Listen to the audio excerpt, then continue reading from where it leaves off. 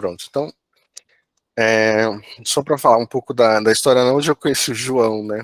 Eu e o João trabalhamos no MBoi, e aí na época ainda era auxiliar administrativo, eu acho que já tinha entrado até na faculdade, tanto que eu até, quando o João começou a trabalhar com transplante lá no MBoi, eu era do pronto-socorro, então acho que estava bem no começo da faculdade.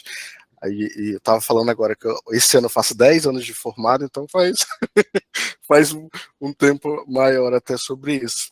E aí a ideia hoje é o João falar um pouco da trajetória desde quando entrou na enfermagem, tudo que aconteceu, até parar aonde ele está hoje, que trabalha com transplante, e também falar um pouco da formação, que é uma coisa também que é importante, que eu gosto muito que as pessoas falem, porque infelizmente o enfermeiro ele forma e ele tem que trabalhar. Então, assim, você não vê muito enfermeiro indo para residência, indo para mestrado, para doutorado, porque tem que trabalhar. Se ele se forma, ele tem que trabalhar, e aí muitos acabam perdendo isso, né? Até uma coisa que eu sempre oriento, eu dou muita consultoria para recém-formado, eu falo, gente, o melhor do mundo é residência. Se você conseguir entrar, vai te abrir várias possibilidades, um leque muito grande, mas a gente sabe que não é a realidade de todo mundo, que a pessoa tem lá 2 anos para se dedicar a estudar, porque ele tem que se virar, tem que literalmente arrumar 2, 3 empregos para conseguir manter e sustentar a família e até correr atrás do prejuízo que ficou ali durante a faculdade. Então, João, a palavra está com você. E eu gosto de perguntar, se eu tiver alguma pergunta, alguém quiser que for entrando, pode te interromper ou você prefere que você termine de falar para depois perguntar alguma coisa? Não, vamos fazendo de forma de bate-papo, né? Perfeito. Eu estou aqui no serviço, de repente, se tiver um barulho um pouco meio alto, vocês me chamam a atenção que eu vou ali e fecho a janela, tento dar uma melhorada nesse barulho. Maravilha. Bom, vamos lá, vamos bater um papo aqui. Primeiro, agradecer o Obed aí pelo convite de estar aqui hoje com vocês, conversando um pouquinho sobre a minha trajetória, como que eu cheguei até aqui, né? E eu vou começar, então, falando lá do MBoi Mirim, onde eu tive o prazer de conhecer o Obed, trabalhar com o Obed. Foram anos incríveis, de muito aprendizado.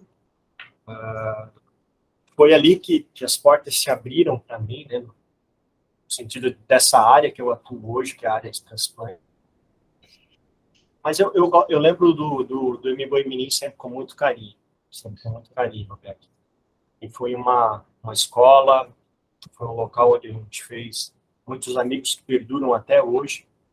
Eu construí uma rede ali incrível de relação, né, profissional, de amizade, enfim.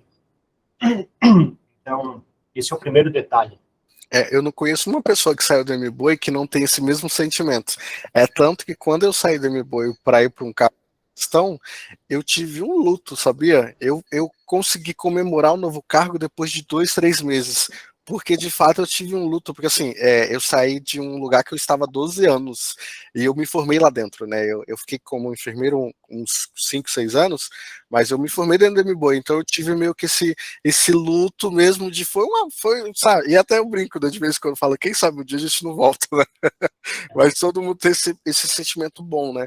Eu acho que é uma coisa que o MBoi poderia até vender para o mercado, porque lá a gente consegue, né? Eu mesmo tenho uma rede grande e 90% sai do MBoi, assim, de rede de contato mesmo. Então isso é uma coisa muito importante. As relações eram muito boas. As relações profissionais ali eram muito boas, né? Elas se confundiam entre uma relação profissional e a relação de amizade, né? Uhum. E acho que essa é a primeira dica que fica, assim, né? Quando a gente entra no emprego, uma instituição, a gente sempre tem que olhar com muito carinho para as pessoas que estão ao nosso lado, né? No sentido da gente construir essa relação interpessoal, né? Profissional, enfim, e que isso certamente vai te ajudar, né? Vai te ajudar profissionalmente, vai te ajudar, enfim, temos falar aqui um dia inteiro, né? Sobre isso. A Sara ali mandou um salve. Bom dia, Sara. Bom te ver por aqui, viu? Então, como que começa essa minha trajetória na área da adoção e do transplante? Quando eu estava no MBoi Mirim como enfermeira assistencial lá no pronto-socorro, a coordenadora do pronto-socorro chegou para mim e disse, olha, João, eu preciso te colocar numa comissão, que é uma comissão intra-hospitalar de doação de órgãos e tecidos para transplante. Você tem interesse? Eu sempre gostei de desafio. Essa é uma característica. Eu gosto de ser desafiado, eu gosto de tentar otimizar, melhorar. Então, isso para mim me instiga, isso faz eu palpitar. E aceitei. Gabriela, né? Gabriela Sato. Gabi, nossa, tem um carinho muito grande por ela. Eu também. E aí aceitei esse convite dela, mas eu não entendi absolutamente nada sobre doação de órgãos. Porque na minha formação eu não tive. Como eu acho a grande maioria dos enfermeiros aí que se formaram na minha época, ou até alguns anos posteriores, nunca tiveram nada sobre doação, transplante de órgãos na sua formação. E isso, MBoi Mirim já com 1 ano, 2 anos em atividade, quando eu fui chamado para isso. E aí eu fui buscar conhecimento, fui buscar informação. Como o MBoi Mirim era administrado por 2 organizações sociais, uma era o Einstein, a outra era o Sejan, né? O Sejan e o Einstein. Né? Então eu fui buscar ajuda no Einstein, que já era uma instituição hospitalar renomada, enfim, alguma coisa sobre o tema. E me indicaram lá um enfermeiro chamado Tadeu Tomé, que me acolheu de forma fantástica. Foi um cara que me pegou pela mão e me ensinou quase tudo que eu sei hoje. Né? Em partes foi ele que me ensinou, em outra parte eu vou já explicar de onde eu dei essa outra parte de conhecimento. Então, eu ali recebendo essa tutoria dele, ele me ajudando, como eu faço, o que eu não faço, o que eu devo fazer, como fazer, enfim, eu fui construindo essa comissão. Tanto é que a comissão, a CIDOT do MBoi Mirim, foi a primeira publicação que o hospital teve de habilitação recebida naquela ocasião, né? Até conversando com a Kelly, que era, não sei se você lembra dela, a Kelly trabalhava lá nas contas lá do SAMI, não? Lembro. Ela trabalhava no faturamento. Ela é responsável pelo faturamento. Lembro. Ela agora, se eu não me engano, está até no grupo Marítimo. Eu acompanho ela pelas redes sociais.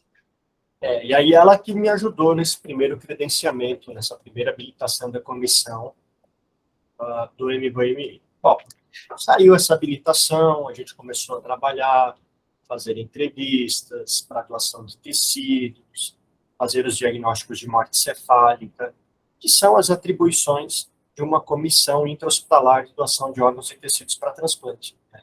Que é justamente essa atividade, né, de viabilizar doadores de órgãos sólidos através do diagnóstico de morte cefálica, entrevista familiar, e a viabilização de doadores de tecido, como córnea, osso, né, pele, válvula cardíaca, e já são aqueles pacientes que já estão em óbito, pode já estar até lá no necrotério.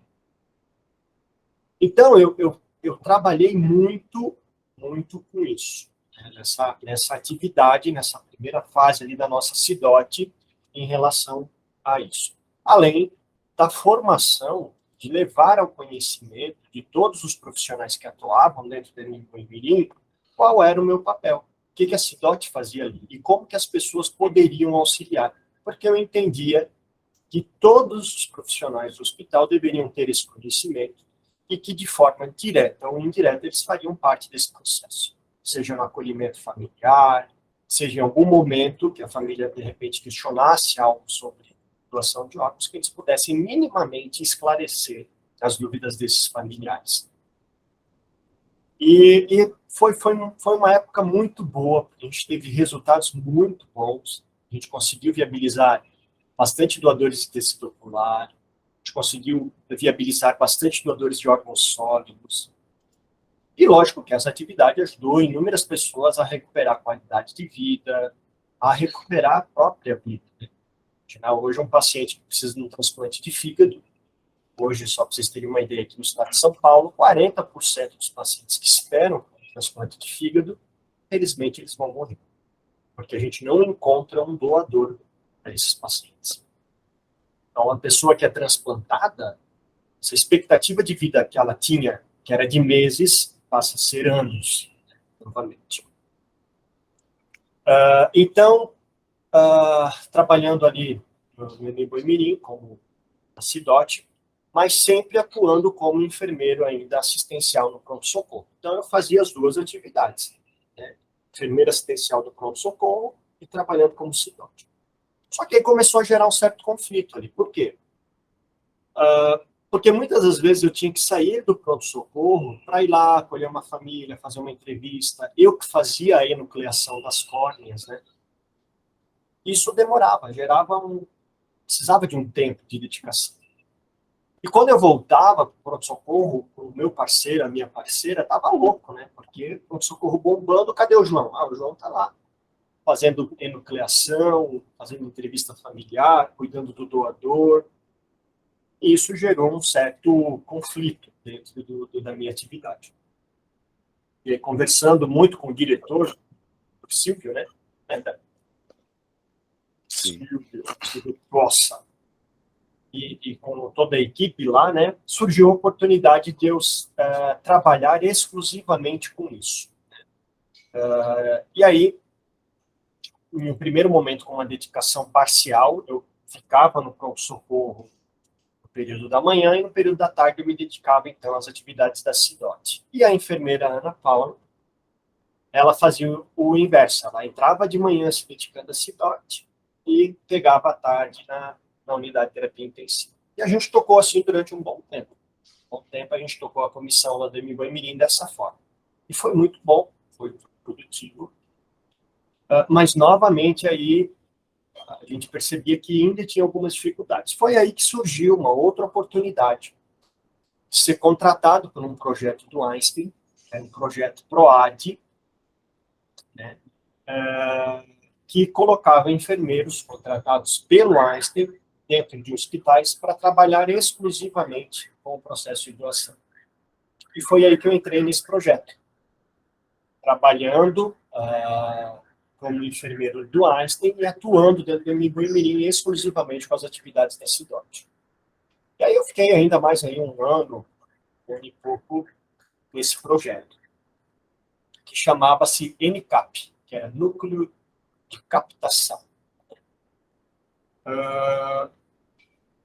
E aí, nesse inteirinho, Obed, né, eu fiz a minha especialização, pós-graduação, na área de doação e transplante pelo Einstein, buscando sempre adquirir mais conhecimento. E nessa pós-graduação eu conheci uma enfermeira chamada Partida de Aguiar Rosa. Naquele momento que eu conheci ela, ela era enfermeira assistencial no Einstein.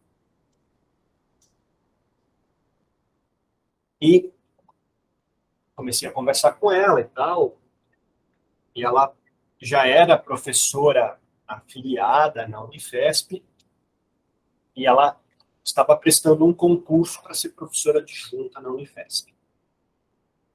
E bem nesse inteirinho aí, ela prestou o concurso, passou, entrou na Universidade Federal de São Paulo e abriu lá o curso, começou a receber, né, alunos para a especialização stricto sensu, mestrado e doutorado. E aí ela me convidou para fazer o mestrado com ela, na Unifesp. Então eu fiz, né, a prova de proficiência em inglês, fiz todo o processo seletivo lá dentro da Unifesp e passei. Passei para a pós-graduação em stricto sensu da Unifesp, sendo orientado pela professora Partira, que também é uma pessoa que me pegou pela mão, me ajudou muito na parte de formação, me ensinou também muita coisa nessa área de processo de doação, principalmente na pesquisa. E aí eu fiz o meu mestrado e o meu doutorado dentro da Unifesp, trabalhando pelo projeto NDNK, dentro da Boi-Mirim, fui quase extração disso. Foi daí que surgiu a oportunidade, um dia o coordenador aqui da Central Estadual de Transplantes, né, conheceu um pouquinho do meu trabalho, gostou e me chamou para uma conversa. E aí ele me fez uma proposta, que era vir trabalhar com ele aqui na coordenação da Central Estadual de Transplantes. E aí, naquele momento, assim, ele me fez uma proposta, mas ele disse assim, ó, João, é o seguinte, aqui o Estado paga mal, cara. A gente não consegue dar um salário à altura que você tem lá no Einstein. Na época, isso há 11 anos atrás, né? Faz tempo. Então, eu ganhava um salário muito bom dentro do Einstein. E a proposta aqui deles, inicial, era ganhar metade do que eu ganhava no Einstein. Só para você ter ideia. E eu aceitei. Ele não acreditou na hora, ele achou que eu estava doido, viu que eu passava por um psiquiatra, enfim, mas eu disse, não, eu quero ir para a Central de Transplantes, porque novamente eu me senti desafiado. Entendi que aqui, na Central de Transplantes, eu teria oportunidade de trabalhar muito, ajudar muitas pessoas, né, mostrar resultados. E estou aqui, então, já há 11 anos, trabalhando na Central Estadual de Transplantes, junto à coordenação. Hoje nós temos um coordenador, que é o Dr. Francisco, né, mas a gente já teve outros coordenadores. Então, esse primeiro que me chamou foi o professor Agenor. O professor Agenor também foi uma pessoa que me ensinou muita coisa na área de doação de transplante, né? Então, perceba que por todas essas minhas fases aqui, né, que eu estou falando para ti, desde a época do Mirim, eu encontrei pessoas que me auxiliaram em uma parte profissional, né? E eu sou muito grato a todas elas, sabe? Tenho muita gratidão, porque eu entendo que elas me auxiliaram, elas me ajudaram em determinadas fases da minha vida profissional a adquirir conhecimento, a buscar melhorias, né? Ir para áreas que me desafiaram mais. Então, eu fui sempre identificando essas oportunidades e muito sempre respeito, muita ética, enfim, eu fui ali trabalhando, mostrando meu serviço, né, e galgando o meu espaço. Então, Obed, hoje eu trabalho aqui na Central Estadual de Transplantes, ou Sistema Estadual de Transplantes do Estado de São Paulo, que está ligado à Secretaria da Saúde do Estado de São Paulo. E essa é a minha área de atuação hoje, na área da adoção e do transplante. Em paralelo a isso, tu sabe, eu sou professor, eu busquei a realização, né, fazer o meu mestrado, o meu doutorado, com esse foco. Sempre gostei da área da docência, me identifico muito com a área da docência, adoro estar numa sala de aula, conhecer os alunos, conviver com os alunos, compartilhar experiência e ensinar. E quando eu entrei no meu mestrado e no meu doutorado, eu entrei com essa finalidade. E aí passei por várias universidades, né? Hoje eu estou na Uninove, professor, que também se reencontrou lá, né? Veja como... Sim, o mundo dá voltas, né? E eu gosto sempre de falar isso, né? E ele é pequeno e nós nos encontramos, né? Então é uma coisa que eu até faço essa pergunta para algumas pessoas. Você vai encontrar algumas pessoas, isso te deixa em paz ou te dá medo? Porque isso é uma coisa boa também, né? O João tá falando muito de relacionamento. É tanto que ele falou da Gabriela, que foi minha primeira. Gabriela foi uma das enfermeiras que me inspirou a fazer enfermagem. Tem dois, Gabriela e Sérgio. Sérgio Martucci, você também conhece. E aí, eu mandei um WhatsApp para ela até, e agora ela até respondeu. E aí, isso é uma coisa muito importante, porque o que a Gabriela fez para o João foi o que aconteceu comigo quando eu era enfermeiro, mas quem fez foi a Lucélia. Lucélia hoje é a gerente de enfermagem lá do MBoi. A Lucélia me colocou na comissão de ética. E isso, o João falou aqui de gostar de desafios, e foi um desafio, mas assim, o quanto que eu aprendi, eu fui durante 2 mandatos dentro da comissão de ética como presidente. O que eu aprendi, a faculdade não me ensinou em 4 anos, não ensinou nada, e eu aprendi muita coisa. Então, assim, o João tá falando muito isso, que ele gosta de desafio, gosta de pessoas, e as pessoas nos auxiliam. Então, é uma coisa que eu sempre falo, é tanto que o logo da minha consultoria são pessoas conectadas em pessoas.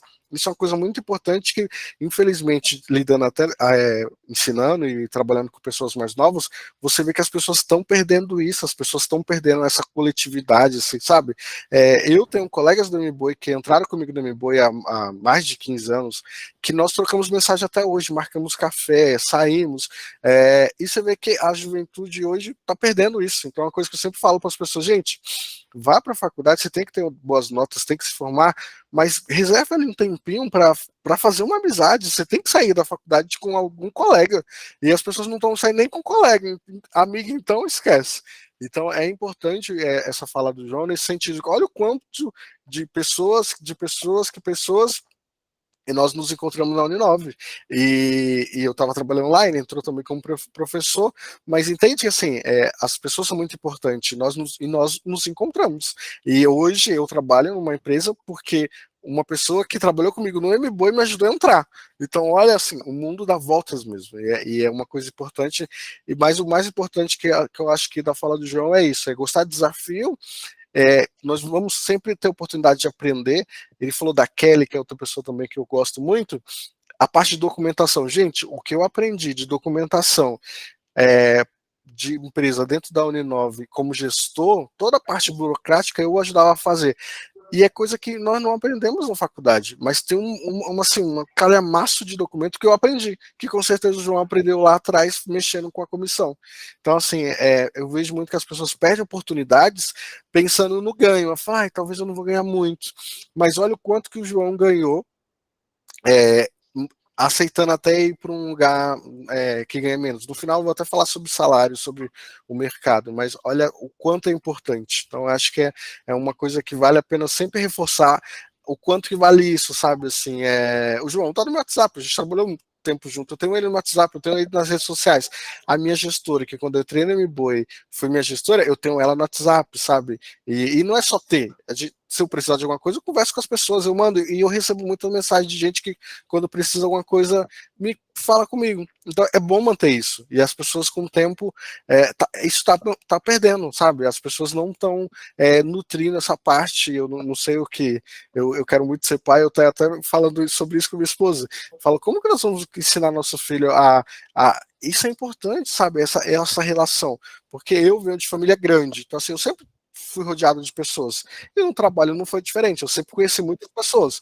É tanto que minha esposa até brinca que parece que eu sou político, em todo lugar que ela entra, que eu trabalhei, todo mundo me conhece. Mas você vê que hoje em dia não tá bem assim, né? As pessoas não se conhecem. Então, olha a importância, né? Ó, ele foi convidado para entrar no mestrado. Teve a parte dele, ele tinha que saber inglês, ele fez a parte dele, a lição de casa ele fez, mas ele foi convidado. Então, olha de novo, sabe? Não só o trabalho, mas parte acadêmica, mestrado, doutorado, também foi pensando também na parte dele de profissional e também, eu acho que uma realização pessoal também, né? Não é, assim, nós como enfermeiros, todo mundo está aqui enfermeiro, nós já fazemos parte de uma porcentagem muito pequena da população brasileira de graduandos. O João, com mestrado e doutorado, ele faz parte de, sabe, de profissionais que assim, é 000 alguma coisa. Porque, infelizmente, não é todo mundo que consegue, não é todo mundo que se dispõe a estudar. Então tem isso também, tem toda a parte do, né, se você até puder falar um pouco, mas tem a parte do sacrifício, né, de se dispor de várias horas. Porque, juntando tudo, mestrado e doutorado foram quantos anos? Mais de 10. Então, Porque não conta só o tempo do mestrado, o tempo do doutorado, né? Por exemplo, antes do mestrado eu tive que estudar, fazer parte do grupo de pesquisa, mostrar que eu estava ali para realmente fazer acontecer, né? Porque hoje um orientador de um programa desse, quando ele pega um aluno, ele precisa ter a certeza que aquele aluno vai desenvolver a sua dissertação, a sua tese, né? Porque se isso não acontece, esse professor inscreve o aluno e não há entrega, ele perde pontuação. uhum. Uma pontuação lá de avaliação desses cursos de especialização estrito sensu, isso é muito ruim para a instituição quando ela perde ponto. Então, há todo ali eu brinco que é um namoro ali, né, entre orientador e orientando antes, né? Então, foram 10 anos ali estudando, fazer tudo isso, que é o mestrado e o doutorado. Perfeito. Tem um amigo meu até que ele entrou no mestrado e lá eles, assim, eu acho que até alguns lugares usam isso. Eles deixam a pessoa nos grupos, faz tudo quando já está tudo quase pronto, aí que inicia o mestrado. Já para garantir isso que você falou, que a pessoa não vai desistir, né? Porque ela já fez, já escreveu, e aí só falta fazer toda a parte mesmo burocrática e a parte também de publicação. E eu acho que tem algumas instituições fazendo isso, né? Segura a pessoa até o último para garantir que ela vá terminar, né? Então tem toda essa parte que acho que, não sei na sua formação, mas o quanto que na sua formação falavam sobre isso, que assim, você foi ter contato com isso depois de um tempo de formado, você não fez aquilo de sair da faculdade e já entrar. Você tinha professores que falavam sobre isso?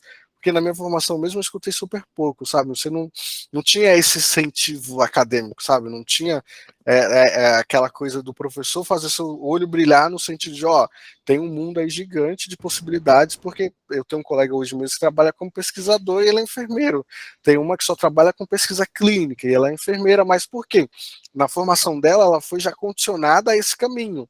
Eu tenho funcionários meus que se formaram até na USP e eles um enfermeiro que se forma na USP, eles se formam um enfermeiro pesquisador. Eles moldam a pessoa e falam, ó, é um caminho, então você está aqui dentro, vai estudar, mas você vai para essa área também. Então eu vejo muito isso, que ainda falta, eu não sei como foi a sua formação, mas nas minhas mesas foi pouquíssimos professores que falaram sobre essa possibilidade, sabe? Assim, ó, na minha formação, eu não tive também isso. Não. Eu fui formado para ser um enfermeiro assistencial, né? Cuidar de pacientes, promover saúde, né? Então, lógico que na minha graduação, eu tive professores que me identifiquei muito e que me espelhei muito. Disse assim, caramba, eu quero ser professor um dia.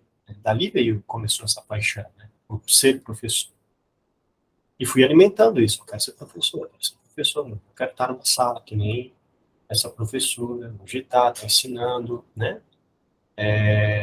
Então, eu fui entendendo esse mundo, buscando melhorar o meu conhecimento sobre isso, como que eu chegaria a isso. E aí fui entendendo, ó, você precisa investir na sua formação, para além da graduação. E o que você pode buscar hoje? Ah, você pode buscar um curso de especialização, te habilita, né? Sim, no primeiro momento, sim. Aí a gente passa por aquela época, né, que tinha os cursos de especialização voltado para a docência, né? Uhum. Que eu também até comecei a fazer, mas confesso que não terminei, não me identifiquei. E aí foi quando eu entendi o que era o mestrado, o que era o doutorado, qual era a proposta, né?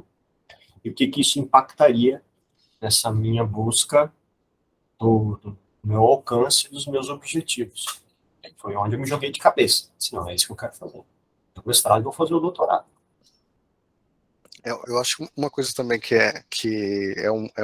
uma barreira, também essa parte de ter inglês ou ter espanhol, também é outra coisa que a, a- muita você não vê que, assim, hoje eu tenho uma sobrinha de 11 anos e uma cunhada de 13. A minha cunhada de 13, na escola, ela tem espanhol, tem inglês, e ela estuda nos finais de semana coreano porque ela gosta, assim. É, mas a minha geração e a sua geração também não é aquela coisa assim, não era um padrão, ai, você estudava inglês porque estudava inglês. Não era, né? Acho que agora as pessoas estão tendo mais contato e o mais importante, estão gostando, porque gostando e aprendendo com facilidades também, né? Porque a minha sobrinha ela vai melhor em inglês do que português, porque ela gosta. Então, tem isso também, nessa parte de ter a proficiência, de é preciso, não tem como você entrar no mestrado se você não tem toda a parte da prova comprovando que você tem, porque você vai ter que ler artigos em inglês também, né? Você tem que, não é uma coisa assim. Tem gente que fala, mas talvez não é tão importante. Né? Eu quero fazer, tô até entrando em em um módulo lá nos Estados Unidos. Então, assim, tem que ter inglês, porque não tem como não ter. Eu só vou discordar um pouquinho, só, né, porque assim, ó, eu não era o fato de eu não ter um inglês bom que isso seria uma barreira para mim. Eu fui, fiz cursinho na Poli da USP, cursinho na Poli da USP, enfim, focando na prova de proficiência. Mas o meu inglês é péssimo. Eu hoje ainda me considero muito mal em inglês. Entendo que essa é uma deficiência que eu preciso melhorar. Ah, mas você não passou na prova? Passei. Passei, mas porque eu me preparei para isso. O que eu estou querendo dizer aqui é o seguinte, que aquele profissional hoje, aquela pessoa hoje que quer fazer um mestrado, mas não entende absolutamente nada de inglês, isso jamais poderá ser uma barreira. Né? Essa pessoa, lógico, ela vai precisar se dedicar para isso, tempo, estudar um pouco, mas eu tenho certeza que se ela se dedicar um pouquinho, ela passa. E tem cursinhos voltados só para isso, né? Porque é um bicho de sete cabeças, cara. Inclusive, você pode fazer a prova de proficiência, né, para ver como que você está. Você vai lá na União, acho que era União Cultural, Cultura Inglesa. Eu acho que conhecimento a gente fez na cultura inglesa. Paga lá a taxa, que hoje deve ser o quê? Uns R$100 e poucos. Faça a prova. Né? Sem nada em vista, faça só para você entender como que é a prova e como que você está. Para daí você ver, assim, qual é o seu nível de inglês, quais as suas dificuldades, enfim. Então, a prova, na minha época, ela é muito interpretativa de texto, né? Tinha um texto grande, dava uma historinha e você tinha que responder as perguntas baseadas nessa historinha. Então, a minha prova de proficiência foi assim. Mas o inglês, obviamente, ele é algo que abre portas, né? Então, hoje você falar uma língua, e não só o inglês, né? Você citou aí a sobrinha, né, que está estudando coreano, estudando não sei o quê, isso é fantástico. Uma vez que você aprende uma língua nova, isso abre portas que você jamais imaginaria. Então, hoje a gente conta a minha história, que é essa história de fazer um curso de especialização, fazer mestrado, fazer doutorado, estar aqui hoje na minha posição, mas o que eu incentivo muito os meus alunos no curso de graduação mostrar para eles quais são as possibilidades, né, que o curso de enfermagem nos abre, né? E não são poucos, são muitos. A gente pode trabalhar em várias áreas. Em várias áreas.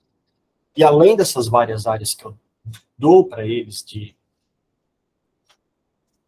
como migalhas, assim, né, de expectativa, eu digo para eles que uma das oportunidades é ir para fora do país. Trabalhar em outros países. Né? Que está bombando, né? O mundo está de portas abertas para os enfermeiros brasileiros. É impressionante. Impressionante.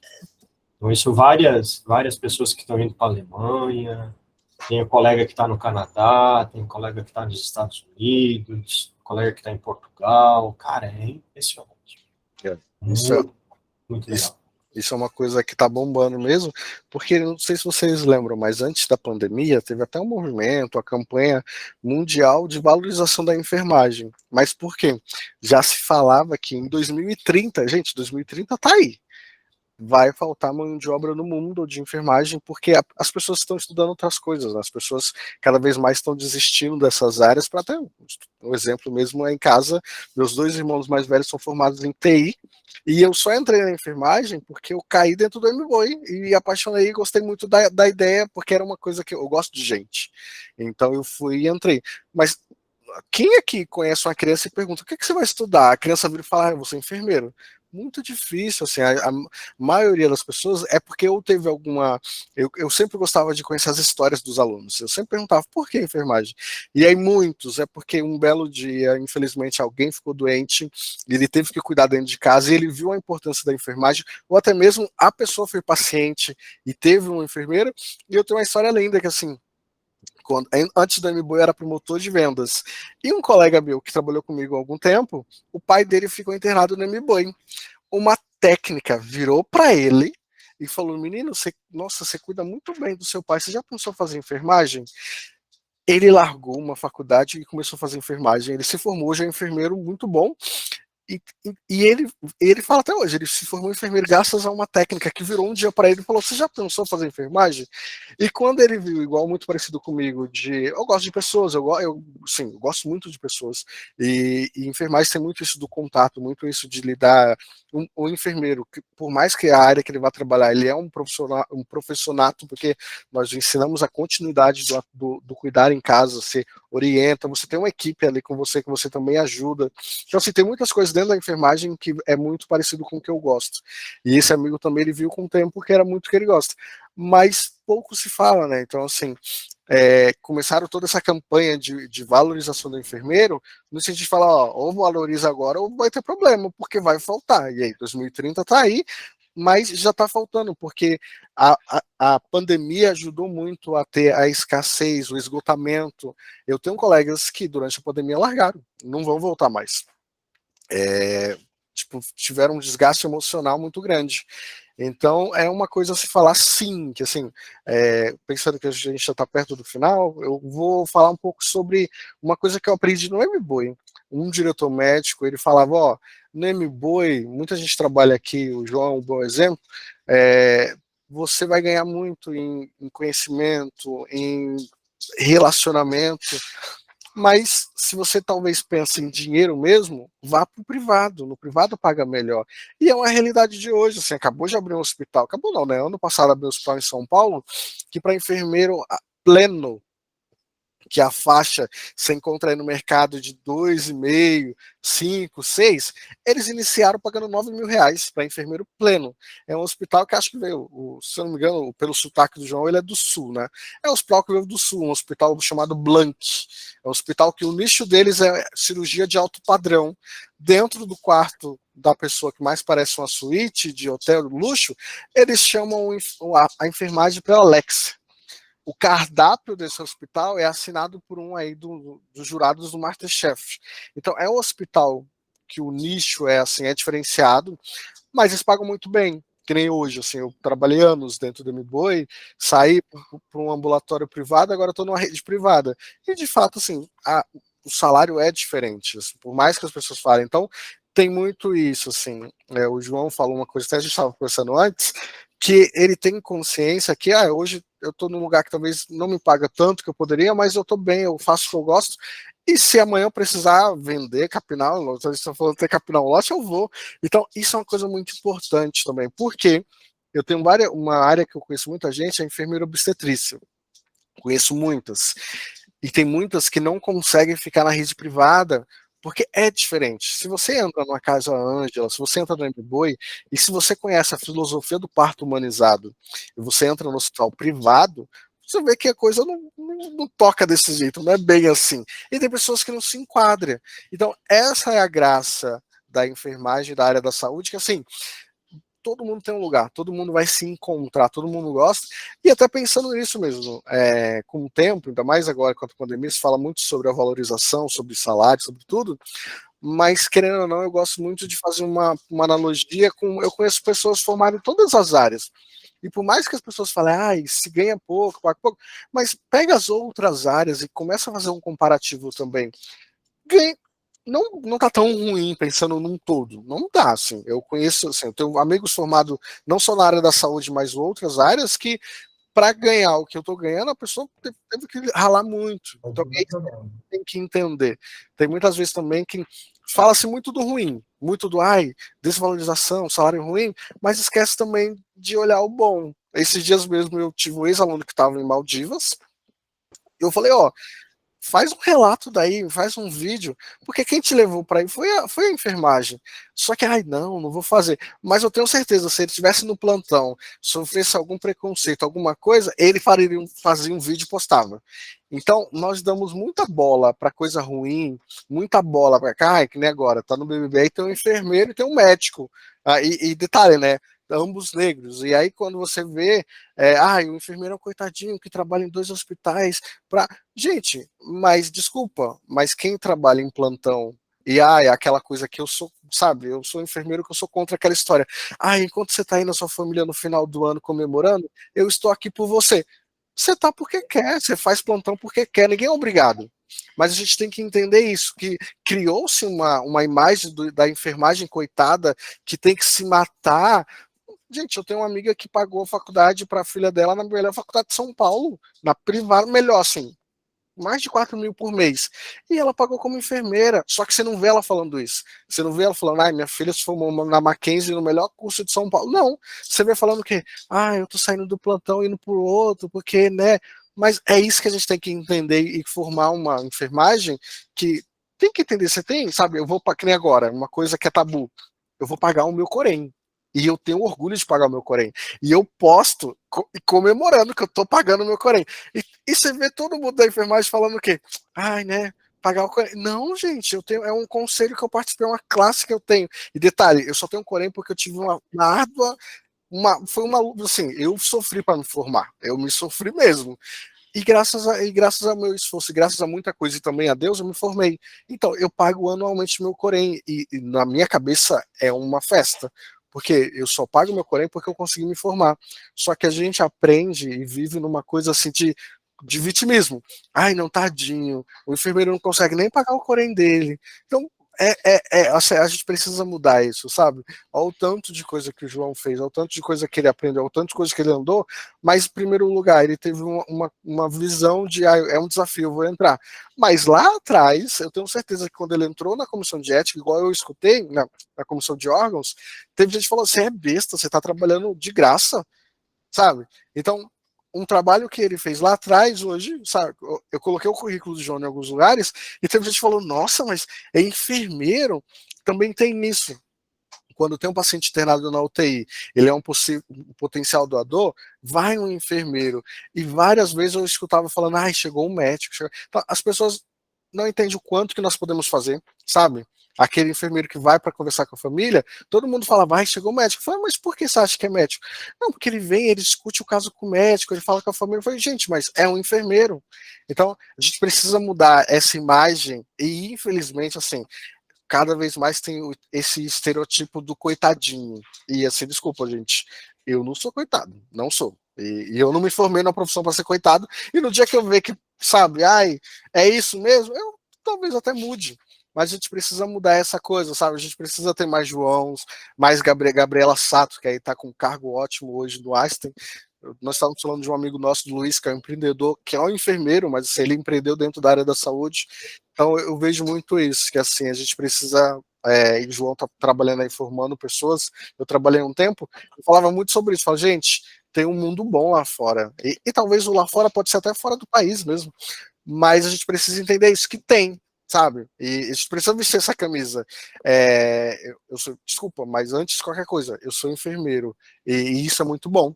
Mas o que me dói, ver um enfermeiro e um médico, dois negros dentro, tá bombando aí nas redes sociais uma fala do médico, mas você vê, ele tá falando de uma dor dele, que ele foi discriminado um dia por uma enfermeira branca. Só que aí estão usando o quê, né? O médico pisa na enfermagem. E fica toda, sabe, essa coisinha de.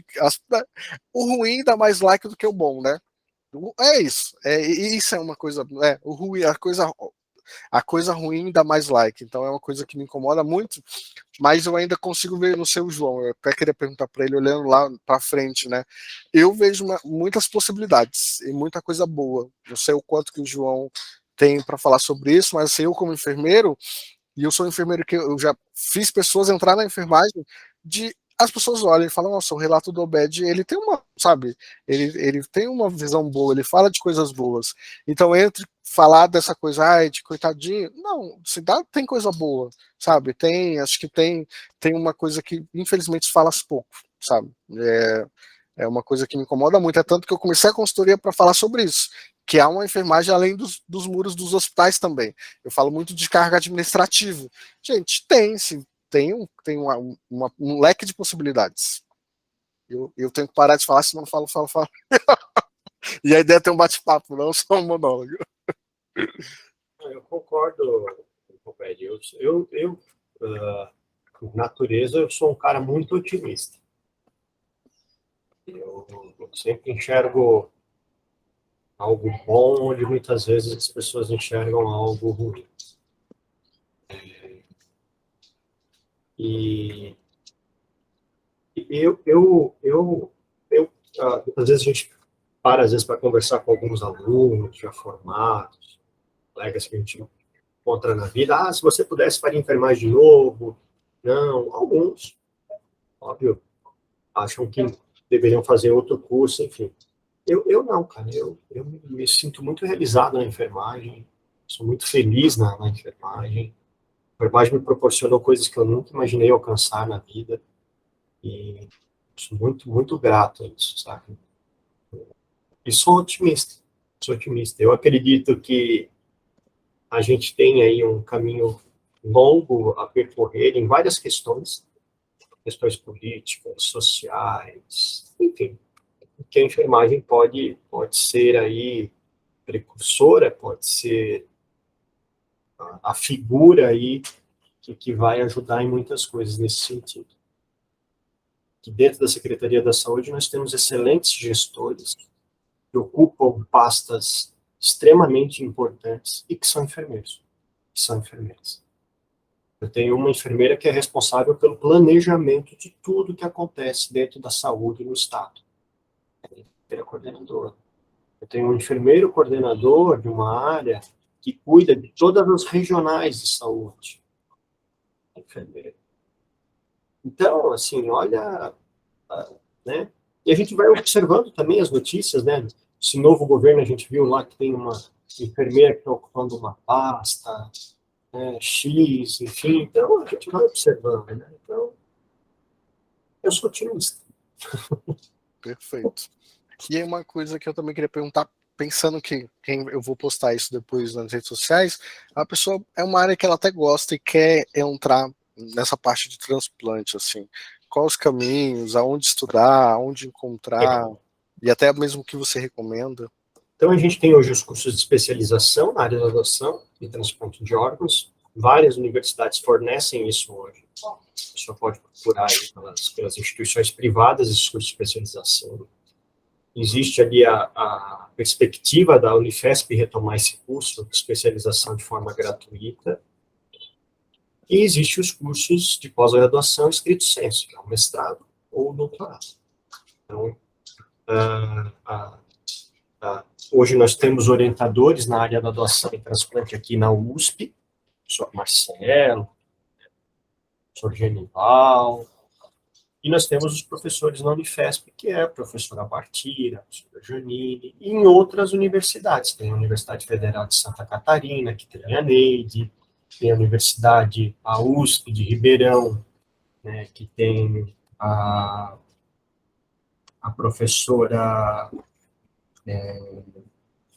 nossa, que me falhou a memória aqui agora.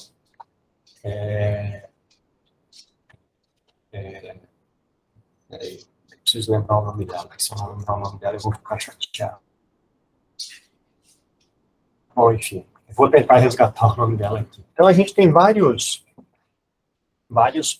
possibilidades de formação na área estrito sensu.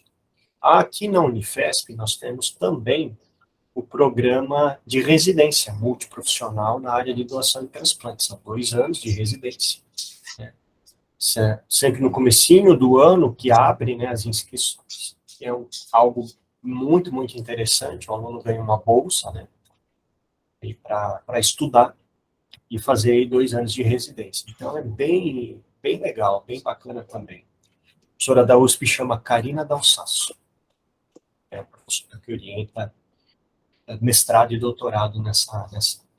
Bom, então, esses são os caminhos, tem bastante, é só procurar, né, e caminhar para buscar essa formação. Perfeito. E residência, acho que até teve uma atualização aí durante a pandemia, de melhoria de bolsa e tudo mais, já é assim, aquela coisa assim, 2 anos de muita teoria, muita prática, e o residente, ele acaba te obrigando a fazer algumas coisas, inclusive até preparar material, apresentar caso, discutir, talvez dentro da residência a pessoa até descubra um lado de docência que nunca nem pensou, e também tem que pensar nisso, que tem uma bolsa, e assim, eu tenho vários ex-alunos que entraram em residência, USP, Santa Marcelina, São Camilo, e que saíram já praticamente empregados, assim, é uma coisa que é meu antigo gestor fez residência na Unifesp, ele sempre falava sobre isso, que é uma coisa que eu também não, assim, de novo, aquela coisa da formação, eu me formei em um mês, no outro mês já estava trabalhando, então eu não nem pensei, mas é uma coisa que eu sempre recomendo, tem tempo, consegue dar, se dedicar a estudar um pouquinho, vale a pena entrar numa residência, porque é um mundo diferenciado que você vai ter muito aquela coisa da vivência, né? Vai ter muito tempo dentro do hospital, e vai aprender, sem falar que não tem só de hospital, na Uninove mesmo tem uma residência voltada para a equipe multi, que a pessoa permeia vários lugares, muito focada ali na atenção primária também, é uma residência muito boa. Perfeito, não sei se alguém tem dúvida, eu vi que a Vitória foi escrevendo várias coisas, e aí eu acho que a Vitória, até acho que uma coisa que ela quis escrever que a geração de agora é autodidata, né? E aí a geração aprende, né? Esses dias eu levei um susto. Uma sobrinha de 6 anos, ela viu uma coisa no celular da minha esposa que ela não entendeu. Ela virou e falou: tia, você tem um vídeo do tutorial deste jogo? Porque eu quero ver. Gente, uma criança de 6 anos pediu para olhar um vídeo de um tutorial. Eu falei, e aí, esse dia eu estava na casa do meu pai, ensinando ele a fazer uma coisa que ele nunca conseguiu aprender no celular. Mas você pega uma criança, então também tem isso, né? Essa geração agora vai formar com outra cabeça, sabe? O que talvez para nós é uma dificuldade, sem falar a parte de informática já nasceu com tudo, né? Pode falar, Vitória. Bom dia. Então, o que eu havia falado é que nós, a idade aproximada, né? Nós somos. Eu não estou ouvindo. Consegue ouvir agora? Tá bem baixo. Melhorou? Melhorou um pouco. Eu estava falando que nós temos as idades aproximadas aqui, né? Aham. E nós somos filhos da ditadura, né? E nós somos filhos de pais que experienciaram a ditadura. Então, e eu posso falar com toda a categoria que eu aprendi a escrever sozinha com 2, 3 anos. E isso não era estimulado na escola, muito pelo contrário. Quando eu entrei no primário, com 6 anos, na primeira série, que era uma coisa absurda de se fazer, porque não era comum acontecer, minha mãe foi chamada na escola por diversas vezes, né? Ou seja, não era uma cultura de se aprender, né? Eu gosto de falar que era uma cultura de operário. Você era só para, assim, ter aquele... Era só para você fazer a mesma coisa, uma cultura de operário, né? Você não tem uma cultura de pensar, né? A cultura de hoje já é uma cultura de se fazer, apesar de se ter tudo na mão, se aprende com muito mais facilidade, né? E a gente tem que também colocar que a nossa cultura nacional não é uma cultura de pesquisa, né? Não é assim, incentivado a pesquisa de pesquisa, né? Então, uma escola ou outra que faz atividades para pesquisa, e quando você coloca uma escola ou outra, é a escola particular. A escola pública, em larga escala, ela não faz isso. Ela não estimula o aluno à pesquisa. Então, quando ele entra para a universidade, ele não tem essa cultura, né? Quando a gente fala da enfermagem, o que você pensa? Você pensa em assistencialismo. Ele só entra na graduação pensando no assistencialismo e ele é doutrinado, digamos assim, para o assistencialismo. Fora um ou outro professor que estimula realmente o aluno à pesquisa. E aí, quando a gente fala, eu posso falar, eu acabei de graduar e o meu grupo de TCC não sabia ler artigo. No TCC, no 8º semestre, não sabia ler artigo. Ah, foi por falta de aplicação do professor? Não foi, porque eu fiz a graduação e os professores mandavam artigos para ler, entendeu? Então, assim, a cultura de hoje também, ela deixa muito a desejar, porque a tecnologia faz isso, né? Você tem muito ali, muito fácil, né?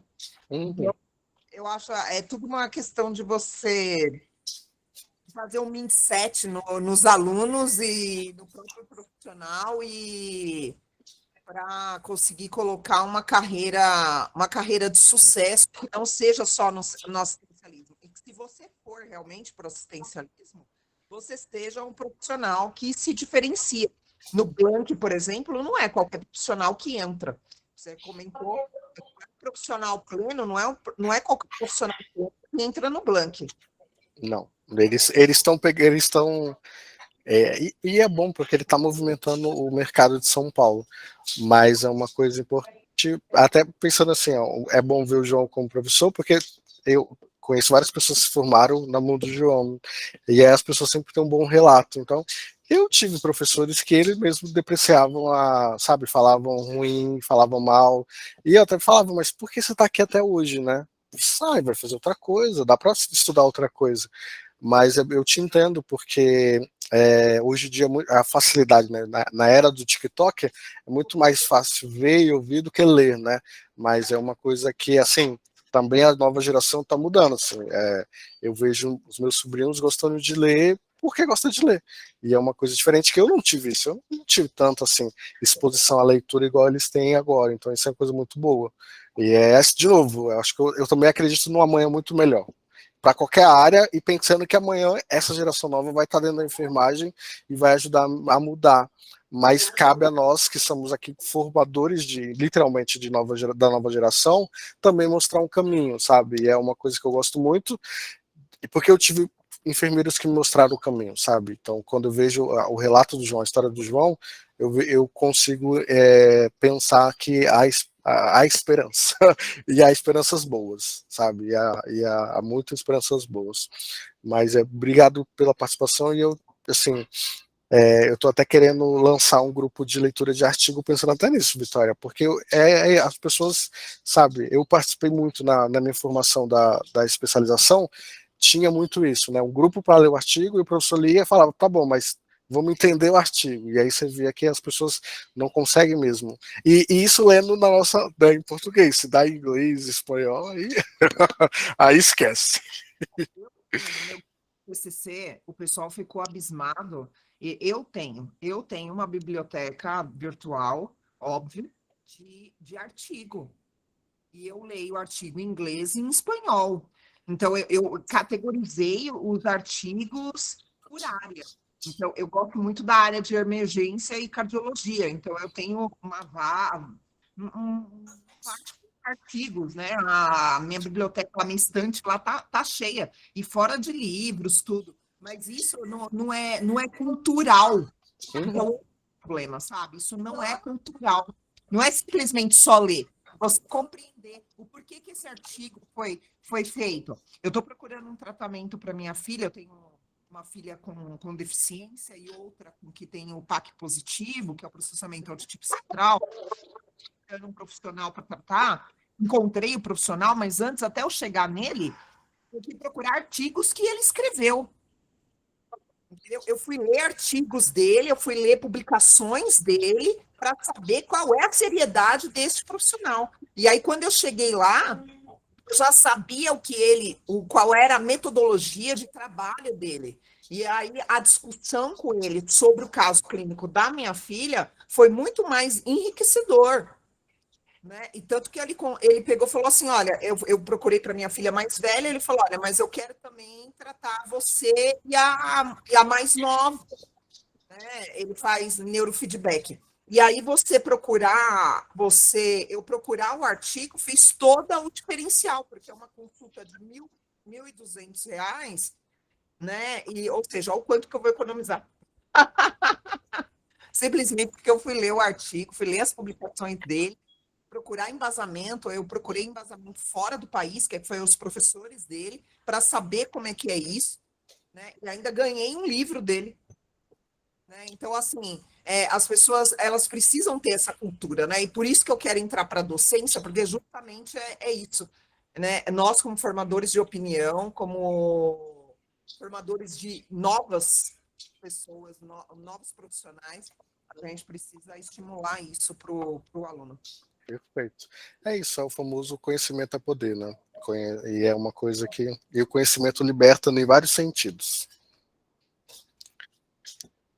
João, obrigado mesmo, obrigado por ter dedicado esse tempo, acho que vai ser muito importante e é muito bom, e assim, antes de qualquer coisa, é muito bom falar com um colega de trabalho que saímos do MBOE, mas aquela coisa, o MBOE não saiu da gente nesse sentido de coletividade, sabe, no dia que eu encontrei o João na Uninove, eu fiquei muito feliz, porque eu encontrei outros colegas da Uninove lá do MBOE que trabalham na Uninove, e isso é uma coisa muito boa, e nós não vamos encontrar em outros lugares com certeza. Então é isso, e isso é uma coisa muito importante, porque é bom por onde você passar, você construindo essa rede, e uma rede boa, né? É uma coisa que nós conseguimos construir, é o que eu sempre explico para as pessoas. Construa, gente, construa aí na sua caminhada uma rede de pessoas que vão estar aí te apoiando e te ajudando, porque dá, dentro da enfermagem, dá para ter essa rede. Isso aí. Muito bom, muito bom esse papo. Muito feliz aqui de contar um pouquinho a minha trajetória, mas muito mais que contar a minha trajetória, enaltecer aí a nossa profissão, falar da nossa profissão, falar um pouquinho dessas expectativas em relação à nossa profissão, como cada profissional hoje que está se formando, está aí, terminou a sua graduação, né, o que ele pode buscar, né? Então, hoje a gente está falando de uma possibilidade que é trabalhar na área da doação, transplante. Contei um pouquinho da minha história, né? Mas a minha história é uma história ligada à parte de gestão, né? Hoje eu trabalho com gestão, fazendo gestão de toda essa atividade de doação e transplante no estado de São Paulo, né? Mas a especialização, seja um lato sensu, um stricto sensu na área de doação e transplante, te possibilita, te abre portas para trabalhar, né, dentro de uma instituição hospitalar que faz transplante de órgãos, dentro de uma instituição que é uma grande notificadora, né, de potenciais doadores. Então, não necessariamente você precisa vir para a gestão, você pode trabalhar na área da doação. Então, a gente tem aí vários enfermeiros hoje que coordenam esses programas de transplantes, que também aí são casos de muito sucesso na área da enfermagem, profissionais hoje que tocam esses programas de transplante. Então, aí é uma perspectiva um pouco diferente aí para quem está escutando hoje, para quem vai escutar posterior essa nossa conversa aqui, né? De mais uma possibilidade de atuação dentro da área da enfermagem. Perfeito, muito bom. Obrigado, Obed, aí pela oportunidade, obrigado aí a quem está aí acompanhando, tá bom? Imagina, eu que agradeço. E uma coisa que eu gosto de falar, que não muda, é que assim, gente, se vocês entrarem no grupo do meu canal e escutar o relato de todo mundo que eu entrevistei, tem um padrão. Por mais que as pessoas não gostem, tem um padrão. Tem um padrão de a pessoa querer desafio, a pessoa se relacionar bem, a pessoa entregar bem, porque se ele foi indicado pelo gestor, é sinal que ele trabalhava bem. Então sempre tem um padrão, por mais que as pessoas não gostem, mas tem um padrão. Obrigado meninas que participaram, obrigado Vitória que comentou, acho que é isso aí, eu fico também muito feliz sabendo que você vai entrar na área da docência e sinal que você vai formar bons profissionais, mas o mais importante é, se você também está sempre, porque também você teve bons professores, e eu acho que também a gente precisa sempre lembrar disso, valorizar quem estava lá atrás, né, quem nos incentivou, quem nos moldou, porque hoje nós estamos aqui graças a essas pessoas. Obrigado Camila que está aí trabalhando e escutando. Boa semana para todo mundo, gente. Obrigado mesmo. E até as próximas. Tchau, tchau. Tchau, galerinha.